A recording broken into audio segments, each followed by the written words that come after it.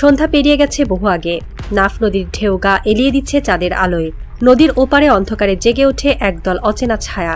হঠাৎই সেই ছায়া ঝাঁপিয়ে পড়ে কয়েকটি মাছ ধরার ট্রলারকে ঘিরে ফেলে। টেকনাফের নাইখুং দিয়ার 12 জেলে কিছু বুঝে ওঠার আগেই তারা বন্দুকের নলের আড়ালে পড়ে। মুহূর্তের মধ্যে সবাইকে ধরে নিয়ে যাওয়া হয় মিয়ানমারের ভেতরে। সীমান্তের ওপারে এই ভয়ঙ্কর নাম আরাকান আর্মি। বাংলাদেশের মানুষ বহুদিন ধরে রোহিঙ্গা শরণার্থীর বোঝা বহন করছে, কিন্তু এবার যেন নতুন এক দানবীয় বাস্তবতার সামনে এসে দাঁড়িয়েছে। শুধু শরণার্থী নয়, এবার পুরো সীমান্ত নিয়ন্ত্রণে নেওয়ার খেলায় নেমেছে রাখাইনের এই বিদ্রোহী গোষ্ঠী। প্রশ্ন জাগছে, বাংলাদেশ সীমান্তের ভবিষ্যৎ কি অন্ধকারের দিকে এগোচ্ছে? রাখাইন রাজ্য একসময় ছিল রোহিঙ্গা মুসলমানদের প্রধান আবাসভূমি, কিন্তু মিয়ানমারের সেনা জান্তার নির্মম দমন পীড়নের পর লাখ লাখ রোহিঙ্গা বাংলাদেশে আশ্রয় নেয়। সেই শূন্যতায় দখল নেয় নতুন শক্তি আরাকান আর্মি। বর্তমানে রাখাইনের 17টি শহরের মধ্যে 14টিই তাদের নিয়ন্ত্রণে। রাজধানী সিত্তেও প্রায় অবরুদ্ধ। জাতিসংঘের ভাষায় এই মুহূর্তে 20 লাখ মানুষ অনাহারের ঝুঁকিতে। শুধু মানবিক সংকটই নয়, বিদ্রোহীরা এখন কৌশলগত দিক থেকেও নিজেদের অবস্থান মজবুত করছে। সেনা জান্তা আর আরাকান আর্মির সংঘাত যেন দাবার খেলা, কিন্তু দাবার ঘুঁটির মতো এখানে মারা যাচ্ছে সাধারণ মানুষ। রাখাইনের গ্রামগুলোতে রাত নামলেই ভেসে আসে গুলির শব্দ। মায়েরা সন্তানকে বুকে জড়িয়ে আতঙ্কে কাটায় সারা রাত। এরই মধ্যে বিদ্রোহীরা সীমান্ত পেরিয়ে নজর ফেলেছে বাংলাদেশের দিকে। বাংলাদেশের সঙ্গে রাখাইনের সীমান্ত দীর্ঘ ও দুর্গম। টেকনাফ, উখিয়া, নাইখংছড়ি, বান্দরবন সব জায়গায় ছড়িয়ে আছে পাহাড়, নদী আর বনভূমি। বহুদিন ধরেই সীমান্তে পাচার, মানব পাচার, ইয়াবা ব্যবসা চলছিল। কিন্তু এখন চিত্র পাল্টাচ্ছে। আরাকান আর্মি শুধু অভ্যন্তরীণ ক্ষমতার জন্য লড়ছে না, তারা চায় বাংলাদেশ সীমান্তের উপর সরাসরি প্রভাব। টেকনাফে জেলেদের অপহরণ তার স্পষ্ট প্রমাণ। সীমান্তে তাদের অস্ত্রের ঝলক বাংলাদেশের নিরাপত্তা বাহিনীকেও নতুন চিন্তায় ফেলছে। ঢাকার নীতি নির্ধারকরা শঙ্কিত, এটি যদি কেবল শুরু হয় তবে সামনে আরো ভয়ঙ্কর কিছু অপেক্ষা করছে। সীমান্তবাসী বলছে, আগের দিনগুলোতে শুধু পাচারকারীদের ভয় ছিল, কিন্তু এখন ভয় আসছে সংগঠিত আরাকান বাহিনীর সেনা শক্তি থেকে। রাখাইনের দক্ষিণে ক্যাকফিউ নামক একটি গভীর সমুদ্র বন্দর আছে। এখান দিয়েই চীনের বেল্ট অ্যান্ড রোড ইনিশিয়েটিভের পাইপলাইন চলে গেছে ইউনান প্রদেশে। গ্যাস ও তেলের এই লাইফলাইন রক্ষায় চীন মরিয়া। আরাকান আর্মি যদি এই বন্দর পুরোপুরি দখল করে নেয়, তবে মিয়ানমার হয়ে চীনের স্বপ্নের করিডোর বিপর্যস্ত হতে পারে। ফলে চীনের সঙ্গে তাদের সম্পর্ক একই সাথে সহযোগিতা ও দ্বন্দ্বপূর্ণ। বেইজিং বুঝতে পারছে, রাখাইন রাজ্যে যার নিয়ন্ত্রণ থাকবে সেই এই অঞ্চলের আসল মালিক। চীনের উদ্বেগ আরেকটি জায়গায়, তাদের বিনিয়োগ। শত শত কোটি ডলার ঢালা হয়েছে এই প্রকল্পে। যদি বিদ্রোহীরা এই এলাকা দখল নেয়, তবে বিনিয়োগ নিরাপত্তাহীন হয়ে পড়বে। কিন্তু চীন সরাসরি হস্তক্ষেপ করলে আঞ্চলিক ভারসাম্য নষ্ট হবে। তাই তারা এখনও নেপথ্য কূটনীতির খেলা খেলছে। অন্যদিকে ভারতেরও বড় স্বার্থ আছে রাখাইনে। কলকাতা থেকে উত্তর পূর্ব ভারতের রাজ্যগুলোতে পণ্য পৌঁছাতে ভারত দীর্ঘদিন ধরে কাজ করছে কালাদান ট্রান্সপোর্ট প্রজেক্টে। এই প্রকল্পের মাধ্যমে সিত্তে বন্দর থেকে নদী পথ হয়ে মিজোরামের সংযোগ তৈরি করার পরিকল্পনা রয়েছে।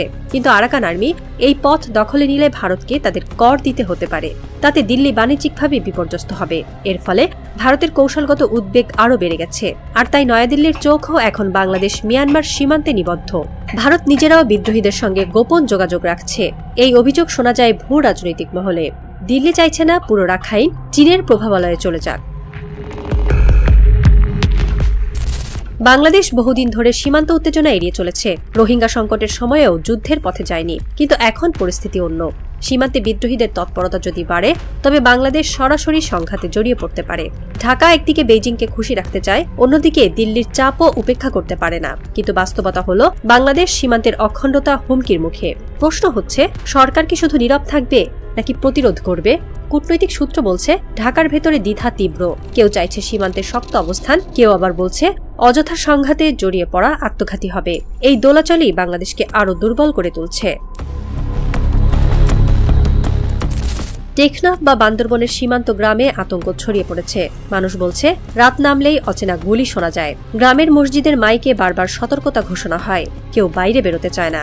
মৎস্যজীবীদের জন্য নদীই জীবন। কিন্তু আরাকান আর্মির ভয় দেখিয়ে তারা যদি মাছ ধরতে না পারে, তবে টেকনাফের হাজারো পরিবার পথে বসবে।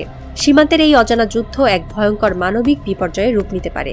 একজন বৃদ্ধ জেলে বলেন, আমাদের জীবন নদীর সাথে বাঁধা। নদীতে যেতে না পারলে বাচ্চাদের মুখে খাবার উঠবে কিভাবে? তার চোখে অশ্রু, কণ্ঠে আতঙ্ক। এই আতঙ্ক ছড়িয়ে পড়ছে সীমান্তের প্রতিটি গ্রামে। রাখাইন এখন শুধু মিয়ানমারের ভেতরের সংকট নয়, এটা হয়ে উঠেছে আঞ্চলিক শক্তির খেলাঘর। কিন্তু আরাকান আর্মি চাইছে পুরো নিয়ন্ত্রণ, যাতে সবাইকে তাদের টেবিলে বসতে হয়। এ যেন এক থ্রিলারের মতো খেলা, যেখানে কারো আসল উদ্দেশ্য স্পষ্ট নয়, কিন্তু সবাই ঘটি চালছে।